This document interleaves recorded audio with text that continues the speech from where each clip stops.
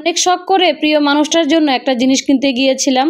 একটা হলে তো আরেকটা হয় না, হাতা হলে তো বডি হয় না, বডি হলে তো লম্বা হয় না। তো যাই হোক, হ্যালো এভরিওয়ান, আসসালামু আলাইকুম। সবাই কেমন আছেন? আলহামদুলিল্লাহ আমি ভালো আছি।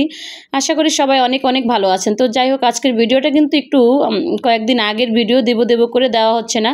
আশা করি সবাই ভিডিওটা কন্টিনিউ করবেন, ভালো লাগলে লাইক কমেন্ট শেয়ার করে সাথে থাকবেন। তো যাই হোক, প্রথমেই কিন্তু আমরা গিয়েছি একটা চশমার দোকানে। সেখানে যেয়ে কিন্তু বড় মেয়ের জন্য চশমার অর্ডার দিয়েছি, কারণ অনেক দিন হচ্ছে ওর চশমাটা নেব করে নেওয়া হচ্ছে না। তারপরে ফাইনালি ডাক্তার দেখিয়ে কিন্তু ওর চশমাটা নেওয়া হয়ে গেছে, এবং কি আমারও চোখের ডাক্তারটা দেখিয়ে তারপরে চশমা নিয়েছি। তো যাই হোক, অনেক বাছাবাছির পরে কিন্তু মেয়ের চশমাটা চয়েস করছে, তারপরে আবার আমারটাও চয়েস করছি। তো যাই হোক, মেয়ের চশমা চয়েস করতে যেয়ে কিন্তু বাপে বিরক্ত হয়ে গেছে, অনেক সময় লেগে গেছে। তো যাই হোক, ফাইনালি একটা চশমা চয়েস হয়েছে। হওয়ার পরে কিন্তু আমরা সেখান থেকে অর্ডার দিয়ে আবার চলে আসছি।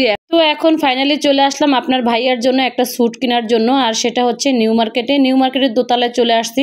আর এখানে ঢুকেই কিন্তু কয়েকটা দোকানে ঢুকছি, কিন্তু আপনার ভাইয়ার সাইজ মতো জিনিসগুলো হচ্ছে না।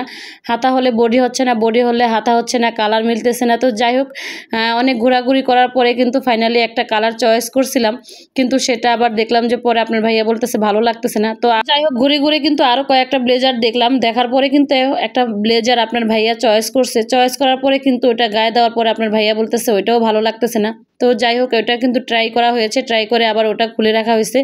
এখন কিন্তু লাস্ট মুহূর্তে এই যে দেখেন, একটা হচ্ছে নেভি ব্লু কালার, যেটা নীল নেভি ব্লু, তো এটা আবার চয়েস করছে। তো এইটার আবার দেখে গেছে বডি হলে আবার হাতা হচ্ছে না, আবার হাতা হলেও আবার বডি হচ্ছে না। তো সেম একই সমস্যার মধ্যে পড়ে আছি। অনেকক্ষণ ধরে ট্রাই করতেছি ব্লেজারটা নেওয়ার জন্য, আসলে হচ্ছে না। তো যাই হোক, অনেক ঘোরাঘুরি করার পরে কিন্তু ট্রাই করার পরে দেখলাম যে না, এটাই কিন্তু ভাল লাগতেছে। তো সেই জন্য উনি আবার যখন এটা চয়েস করলো ওইটাই নিলাম। অবশ্য ওটার হাতাটা একটু বড় ছিল, তো হাতাটা আমরা পরে একটু কাট করে নেব। তো যাই হোক, ফাইনালি কিন্তু ব্লু কালারটাই চয়েস হয়েছে। চয়েস হওয়ার পরে কিন্তু এই যে এখানে দেখেন আপনার ভাইয়া টাকা দিচ্ছে। তো যাই হোক, কত টাকা দিয়ে কিনেছি সেটা কিন্তু বড় কথা না, কিন্তু জিনিসটা যে আপনার ভাইয়াকে দিয়েছে এবং কি উনি চয়েস করছে সেটাই বড় কথা। আর প্রথমবার ওনাকে কিছু দিয়েছে, অনেক ভালো লাগছে আমার, এবং কি আমার মেয়েরও খুব খুশি হয়েছে।